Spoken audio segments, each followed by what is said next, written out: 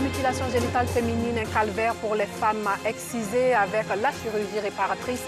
Ces survivantes appréhendent la vie avec beaucoup d'espoir. Nous parlerons de cette aubaine que leur offre la chirurgie réparatrice dans le dossier de la 2. Et puis le Mali et le Maroc s'affrontent en ce moment même en finale du championnat d'Afrique des Nations au stade Amadou Ahidjo de Yaoundé, c'est au Cameroun.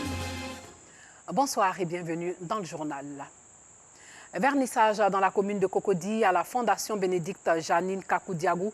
Depuis décembre 2020, le concept pièce unique créé par le peintre Jacob Bleu permet à plusieurs artistes et créateurs d'avoir un espace d'expression pour la visibilité de leur art. Une nouvelle exposition dans le même concept s'est ouverte. Elle met en lumière un artiste peintre et un designer des toiles et des pièces montées soumises à l'appréciation des connaisseurs. Le reportage de Franck Quadio. C'est un espace dédié à la culture. Nous sommes à pièce unique et la soirée est particulière. Férus et amoureux de l'art découvrent des techniques artistiques, le design basé sur les matériaux locaux de César Dogbo et l'acrylique et goudron sur toile. Armand Bois qui s'inspire des enfants de la rue. Donc lui, ses œuvres, il essaie de mettre en évidence, mettre en lumière ces enfants-là que nous ignorons souvent. Donc il travaille d'abord sur du carton, qui représente en général le matelas ou la natte de ces enfants-là. Après, nous avons les fonds noirs, donc, qui donnent l'impression du goudron, parce qu'ils sont dans la rue. Et puis après, il y a des couleurs d'espoir, donc des couleurs lumineuses. L'originalité dans la démarche, la chose la mieux partagée pour les deux artistes. Mieux le design, par exemple, qui en plus de l'agréable se donne pour mission répondre à une nécessité. On peut faire avec ce qu'on a. Parce que très souvent, les gens ils te disent, bon, c'est un peu difficile, on n'a pas l'argent, on n'a pas ça. Mais à côté de toi, il y a une corde qui traîne. À côté de toi, il y a un bout de fer qui traîne. À côté de toi, il y a un bout de bois qui traîne. Okay? Avec ça, déjà, on peut faire des choses. Et c'est justement ce qu'encouragent les promoteurs de cet espace, notamment la Fondation Bénédicte Janine Kakou-Diagou. L'exposition est un creuset de valorisation du talent. Visiteurs, amateurs et étudiants, un regard multiforme à cette exposition. Il a une manière un peu particulière, un peu spéciale de peindre cette toile. Mais en tout cas, c'est beau. Pièce unique, c'est aussi un canevas pour d'éventuelles rencontres et activités artistiques diverses. Près de 300 jeunes filles musulmanes se sont réunies ce matin à l'université Félix Houphouët-Boigny de Cocody pour célébrer le port du voile autour du thème musulmane dans un monde en digitalisation. Célébrer chaque 1er février, la journée internationale du voile offre l'occasion à ces jeunes femmes de débattre autour des questions de société qui les concernent. Alassane Drabo est à l'université Félix Houphouët-Boigny de Cocody. La tête recouverte de voile, elles ont effectué nombreuses le déplacement pour célébrer le Hijab Day, la journée internationale du voile, une journée célébrée dans le monde tous les 1er février. Je suis très contente de la tenue de Hijab Day en Côte d'Ivoire parce qu'on en a besoin. On a besoin de savoir que la communauté est derrière nous au fait quand on prend la décision de porter le voile. Je trouve que c'est une très bonne idée d'organiser la journée internationale du hijab ici en Côte d'Ivoire. Ça permet de promouvoir l'habillement pudique chez la femme musulmane. Hijab Day, une initiative de l'Association musulmane pour le bien-être familial en Côte d'Ivoire pour lever les équivoques sur le port du voile et mettre un accent sur la question de l'insertion socio-professionnelle des femmes voilées. Le challenge de cette édition, c'est l'insertion socio-professionnelle parce qu'il est temps que nous valorisions nos compétences, que nous arrivons dans le monde de l'emploi sans problème pour ne pas que nos personnes en fassent pas. Je pense qu'avec le voile, nous n'avons pas de compétences. Porter le voile, cela ne veut pas dire que je ne sais rien dans la société. Nous les encourageons à pratiquer leur foi. Particulièrement, il ne faut pas qu'elles se mettent en marge, mais surtout qu'elles aient du discernement. Aujourd'hui, avec cette digitalisation, vous voyez qu'il y a beaucoup de faux qui passent. Il faut faire la différence. La journée internationale du hijab a été créée par Nazma Khan, une activiste musulmane vivant aux États-Unis.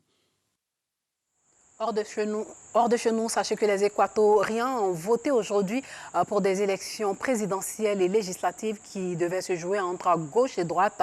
Plus de 13 millions d'électeurs sont appelés à désigner le successeur du président Lénin Moreno. Son mandat de 4 ans s'achève le 24 mai et il ne se représente pas. 16 candidats sont en lice pour la présidentielle de son donné favori, un jeune économiste. Il représente la coalition Union pour l'Espérance UNES de gauche et un ex-banquier chef de l'opposition conservatrice qui tente sa chance pour la 3e fois sous les couleurs du mouvement Créer des opportunités créo de droite. Et puis le Mali et le Maroc s'affrontent en ce moment même en finale du championnat d'Afrique des Nations au stade Amadou Ahidjo de Yaoundé, c'est au Cameroun. Le CHAN ne concerne que les joueurs dits locaux, c'est-à-dire qui n'évoluent que dans un club du championnat de leur pays. Et le match se déroule en ce moment même sur RTI 1. Place au dossier.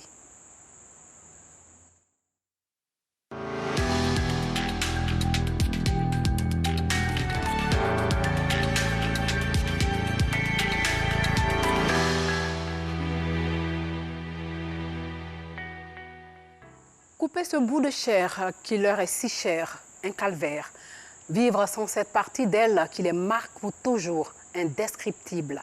L'excision, cette pratique qui a brisé la vie de nombreuses femmes, continue de faire des victimes en Côte d'Ivoire où de 2018 à 2020, 54 cas de mutilation génitale féminine et 10 cas rien que pour le seul mois de janvier 2021 ont été recensés par le ministère de la Femme, de la Famille et de l'Enfant. Cette pratique a des conséquences sur la santé reproductive et psychologique des femmes. Fort heureusement, il existe la chirurgie réparatrice, l'espoir des femmes excisées, le seul recours de ces survivantes pour reprendre goût à la vie. Comment se fait la chirurgie? Combien coûte-t-elle? Est-il possible de faire cette chirurgie en Côte d'Ivoire? Autant de questions auxquelles Georgette Ido et Bintou Pekele ont tenté de répondre dans ce dossier réalisé à l'occasion de la Journée mondiale de lutte contre les MGF célébrée tous les 6 février.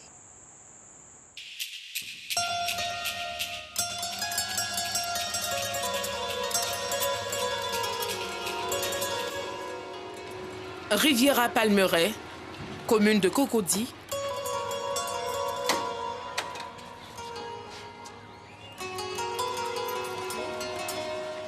C'est ici que vit Clarisse Teoua, la quarantaine révolue.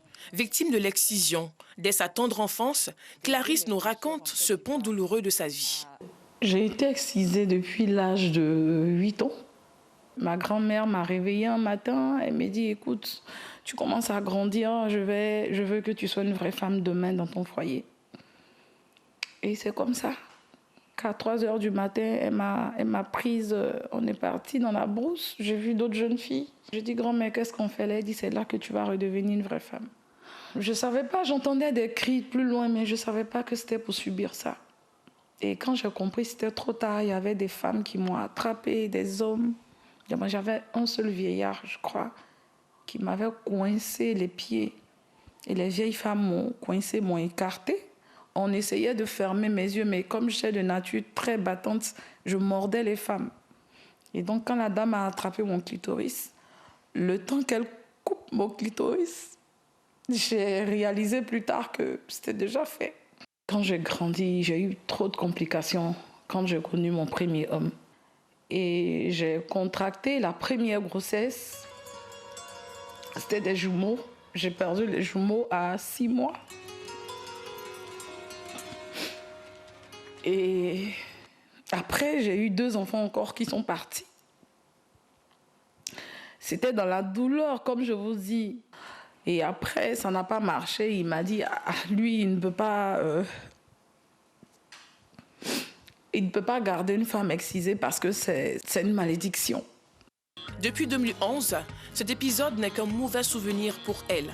Cette mère de famille s'est faite restaurer le clitoris grâce à la chirurgie réparatrice. Après la restauration, on ne peut pas s'asseoir. C'est-à-dire on a constamment envie de faire l'amour. C'est comme s'ils ont déclenché quelque chose. Je ne sais pas comment expliquer. Voilà, c'est du bonheur. C'est le bonheur total. Un témoignage qu'elle souhaite partager au monde entier à travers la création d'une ONG appelée ABFEV, Association des femmes victimes de l'excision. Son but, promouvoir la restauration du clitoris. Vos différentes plateformes formées. Créée en 2011, l'ONG est devenue la maison des femmes victimes de l'excision. Ce samedi après-midi, elle reçoit une quinzaine de femmes âgées de moins de 35 ans, toutes victimes de cette pratique. C'est la foire aux questions. Tout se dit, mais surtout, sans tabou. J'ai entendu parler de la restauration. Être excisé et puis être restauré, ça, je n'arrive pas, je ne sais pas comment ça se fait, comment ça va se faire. Bon. Si certaines d'entre elles découvrent la chirurgie réparatrice, ce n'est pas le cas pour cette dame. Elle l'a pratiquée il y a 1 mois et demi et est en phase de cicatrisation. Avant la restauration, vraiment, j'avais honte de mon corps. J'avais très honte, même d'en parler à quelqu'un. Souvent, on est là comme ça, les copines elles parlent de ça avec... En fait, elles parlent avec plaisir de ça, comment les rapports se passent avec leur mari. Mais j'avais honte. Mais après ma restauration, 1 semaine après, je me sentais femme. Pendant que les échanges se poursuivent dans la salle, une autre survivante, c'est ainsi qu'on les appelle, fait son entrée à l'hôpital militaire d'Abidjan. La démarche rassurante, l'allure fière, Béatrice Touré vient rendre témoignage de sa restauration réussie il y a 1 an. Pour elle, c'est une renaissance. J'ai béni franchement Dieu pour le 11 mars 2020, qui a été vraiment la restauration de ma dignité. Bon, du clitoris d'abord, la restauration de ma dignité, la restauration de ma fierté, la restauration de ma confiance en fait. Parce qu'aujourd'hui, j'ai une grandeur d'esprit en fait. Quand je marche la tête haute, je suis fière de moi. Et quand je marche, quand je vois les femmes, je dis, mais elles et moi, nous sommes la même chose. Avant, ce n'était pas le cas. Quand je les vois, je dis, mais attends, j'ai honte de moi. On me dit, tu es jolie, je suis jolie, mais je suis handicapée. Aux côtés de ces dames, un psychologue. Son rôle, la prise en charge du traumatisme. Étant excisé, vous vivez dans la douleur. Et si vous allez accepter de vivre cette douleur-là, je ne pense pas. Donc, le mieux de faire l'opération qui ne dure que 30 minutes. Mieux vaut souffrir 30 minutes, vivre une bonne vie, que de souffrir toute la vie, au fait. Les souffrances sont muettes. Mais si vous n'en parlez pas, on ne pourra pas vous aider. Selon la présidente de l'ONG, ce sont 200 femmes qui ont été opérées depuis 2016. Une goutte d'eau dans la mer. L'excision n'ampute qu'une partie du clitoris. La reconstruction reste le seul moyen pour elles de se sentir femme. Comment se fait cette réparation? La question nous conduit à l'hôpital de la police nationale dans la commune du Plateau. Bonjour, papa. Ici, Dr Yao Kom, directeur du dit hôpital, ressuscite l'organe érogène de l'appareil génital féminin. Ce matin, il reçoit Edwige. Ça va chez toi? Ça va. Le moral, ça va? Ça va. Tu es prête pour l'intervention? Oui, ça va. Excisée depuis le bas âge, elle veut retrouver l'intégrité de son corps.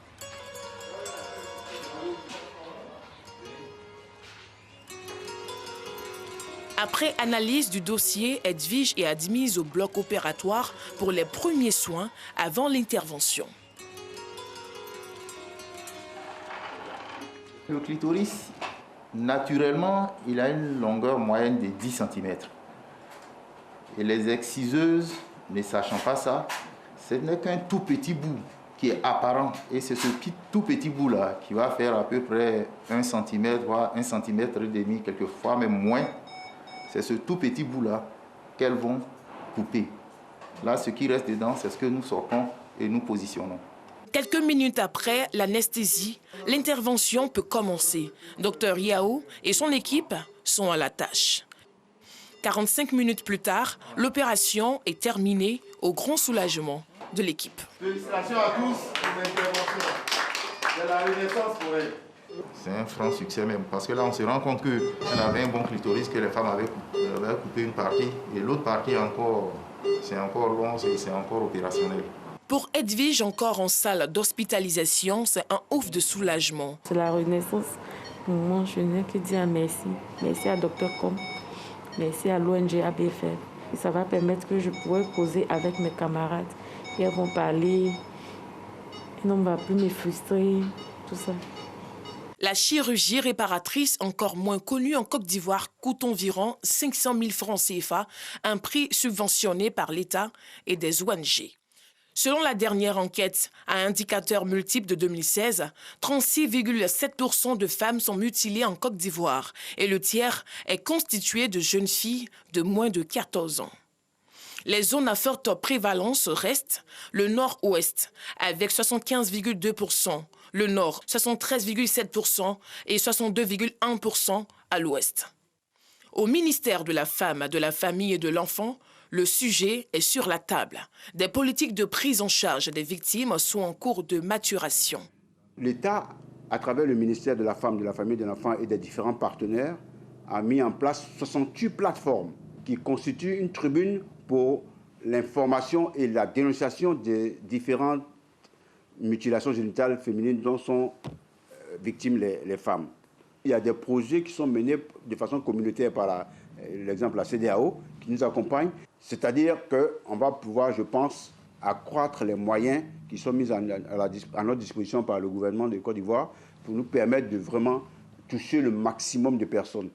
Tous les 6 février est célébrée la Journée internationale de la tolérance zéro à l'égard des mutilations génitales féminines. Une occasion pour les victimes et les associations œuvrant dans le domaine de dénoncer cette pratique lourde de conséquences pour la femme.